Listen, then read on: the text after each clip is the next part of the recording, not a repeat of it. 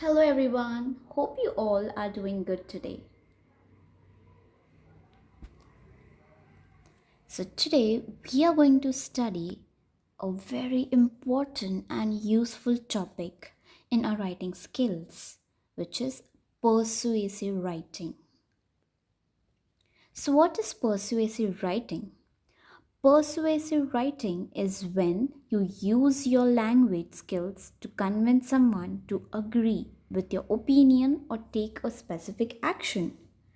For example, when you want to persuade, you want to convince your friend to maybe follow a certain rule or go with the idea that you have put forth, or as simple as when you want your parents to buy a toy for you or maybe any kind of book for you. So you try to convince them by putting forth so many reasons and by putting forth the benefits of it, isn't it?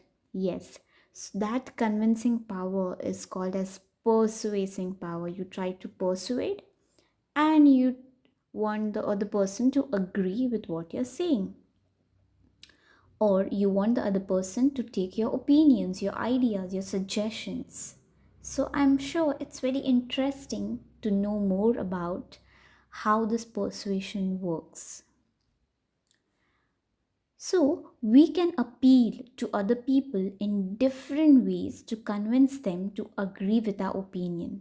Now there are three kinds of appeals. Let's see what they are. First is logos, second pathos, third ethos.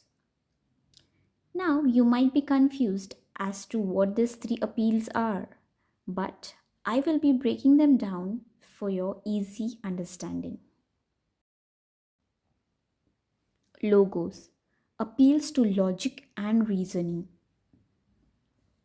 So, they talk about giving logical reasoning. If we are trying to convince someone or persuade someone to do certain thing, we always talk to them with logical reasoning by stating facts, things that are true and universal in nature. For example, how does it work? It encourages people to think rationally and use their logic. It strengthens an argument by using factual information.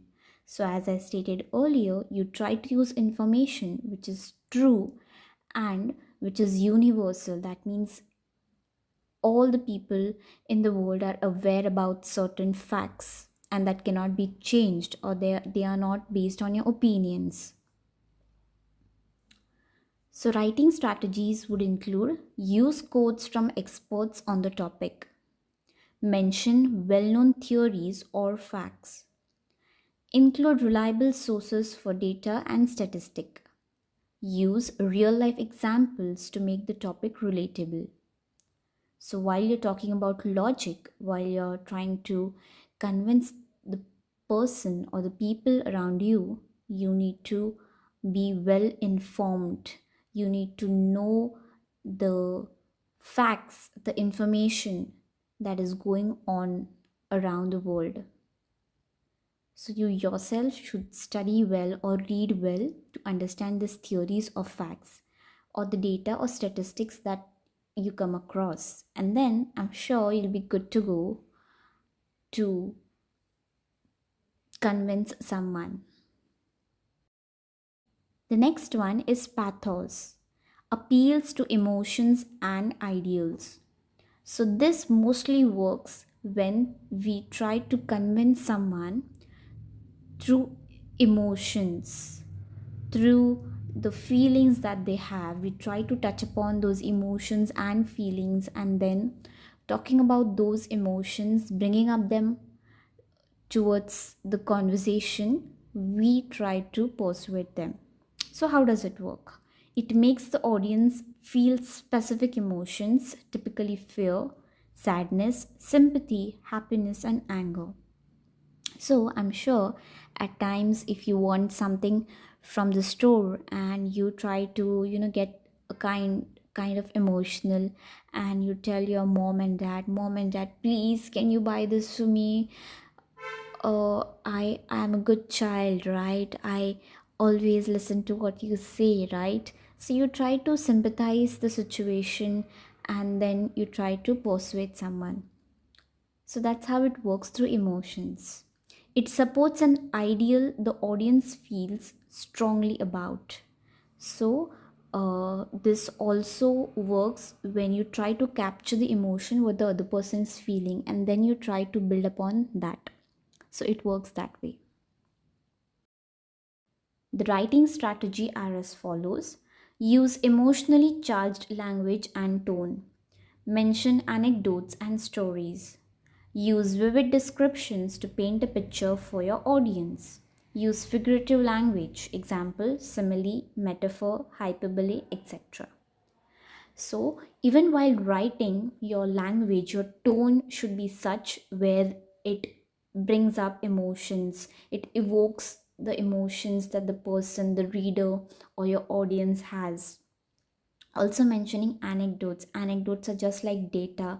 You try to write down the observations or the stories related to their emotions or the ideals that they follow, and vivid descriptions to paint a picture for your audience. So you write in such a way or you speak in such a way which tries to paint a beautiful picture filled with emotions in your audience. And lastly, why not just simply use figures of speech? Like we have studied this figure of speech, if you remember, and this figure of speech can be easily used while you talk just to enhance your communication skills. And the last one is ethos, appeals to credibility or ethics that a person follows. So, how does it work? It builds trust and respect between the writer and the audience. It strengthens the argument by building credibility. So, when we talk about credibility, it is all about ethics. Ethics means the right and the true behavior. You try to convince someone, but not under such circumstances which would be false or which would not be true to your knowledge.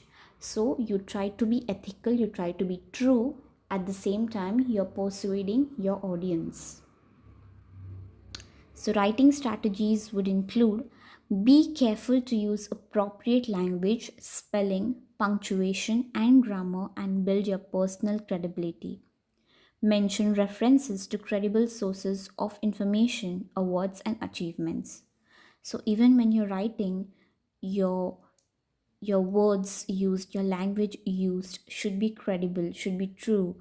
And also, while writing information or selecting information from other sources, make sure you try your best to give credits to the information that you have taken from. That is giving them the ownership, the rights of the information, and being uh, true and appealing to a person by using credibility. Now let's look at some examples. These are examples for logos.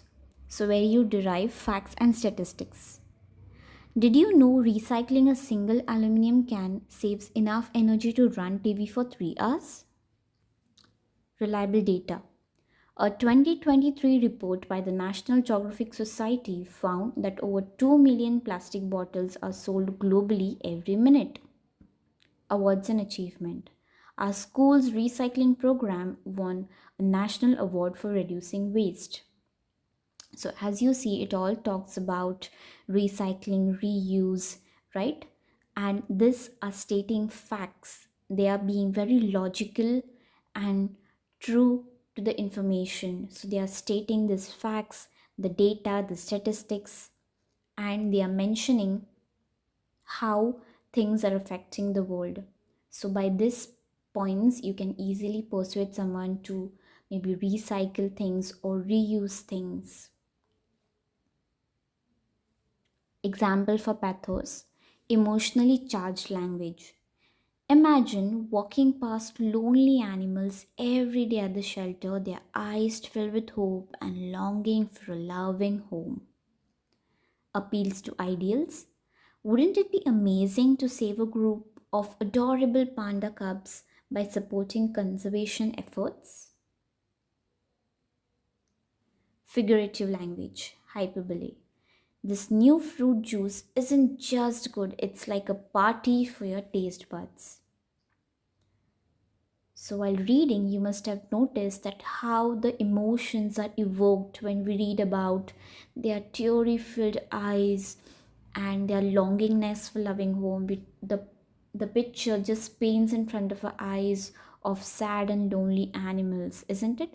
So, that's how emotions are evoked, and we take charge of those emotions, and we get easily persuaded.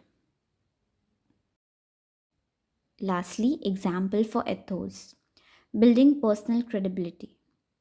As the student council president, I understand the importance of listening to everyone's voice.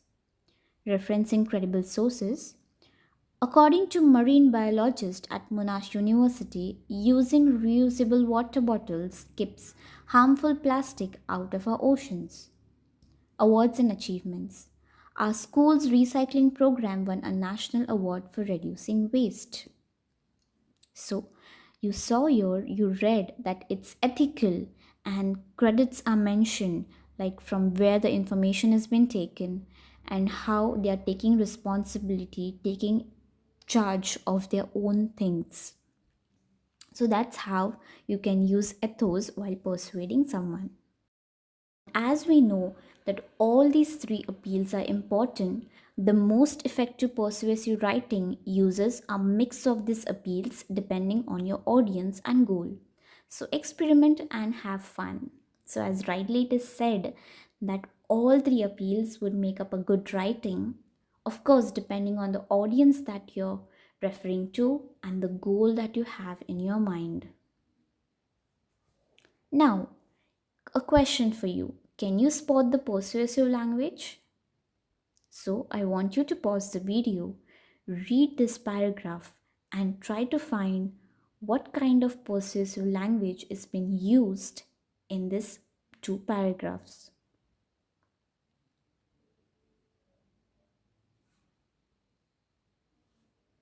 Okay, now for your homework, you can write a persuasive writing for any one topic of your choice from the ones that are given below. Should social media be limited for teenagers? Is it important to teach financial literacy in schools? Is it better to learn a second language at a young age?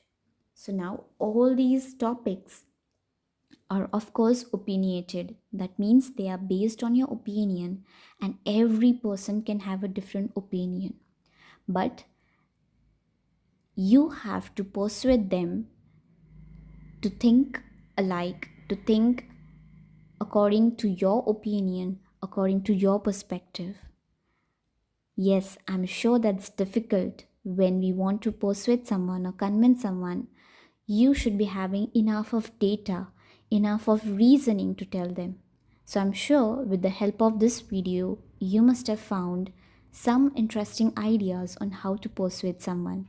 So take a look for yourself, try to write on this topic, and let's see how your persuasion skills work. Bye, and thank you for joining in. I hope you are going to surely persuade someone by this new skills.